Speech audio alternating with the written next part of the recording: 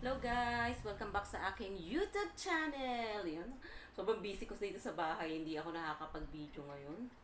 And tinitingnan ko yung mga parang ang bilis ng panahon. Nakakailang ano na ako, nakakailang araw na ako, nakaka 18 days na ako. Can you imagine that? O nga pala, may kwento ako sa inyo. Umuwi yung aking boyfriend nung 17. And then, naiya siya bumaba. Wala naman daw doon yung mga wala daw doon yung mga akala nito custom, wala naman daw tinanong, tuloy-tuloy dire-diretso siya kasi wala naman din siyang dalang mamahalagang gamit sa kanyang mga bagahe. Ewan ko kung nag-fill up pa sila ng papel, basta sabi niya dire-diretso lang siya.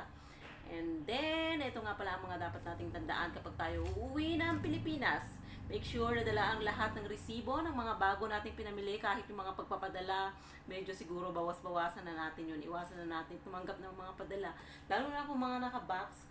But kung hindi natin maiiwasan, make sure na dali natin lahat yung resibo. Magdala tayo ng mga resibo. And kaya pala ako napabideo kasi tinitingnan ko yung aking wallet, kung nakapagdala ba ako o nakapagtira ba ako ng dirhams. Importante din to kasi kapag nandito ka sa Pilipinas, make sure na may dirhams ka pa or meron ka pang pera kung saan bansa ka man babalik, kasi ang hirap nang wala kang pera doon pagbalik mo sa ibang bansa.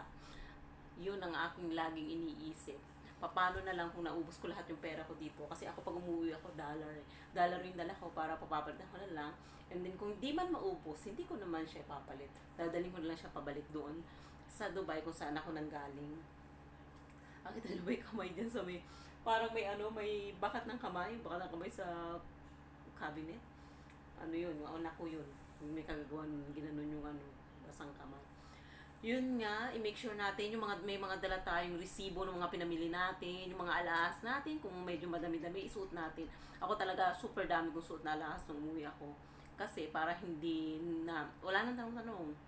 Ganun lang, wag na nating komplikaduhin. Kung dala nyo, kung marami kayong medyo alahas at sa inyo naman, yun, isuot nyo na lang. O kahit pabili, isuot nyo na lang. But make sure na yung mga ilalagay nyo sa inyong bagahe is merong resibo para mapakita nyo. Baka lagpas 150.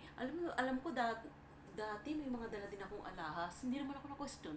Malaki din yung amount na dala ko alahas. Kasi may mga nagpabili din sa akin ng alahas noon. Tapos yung alahas ko nun, dala ko lahat. Pero wala namang ganito. Kaya yun lang. Yun lang naman ang mapapayag sa inyo. Dalhin nyo lahat ng resibo. Cellphone man yan, gadgets man yan, mamahaling sapatos, bags. Yun lang. Bye!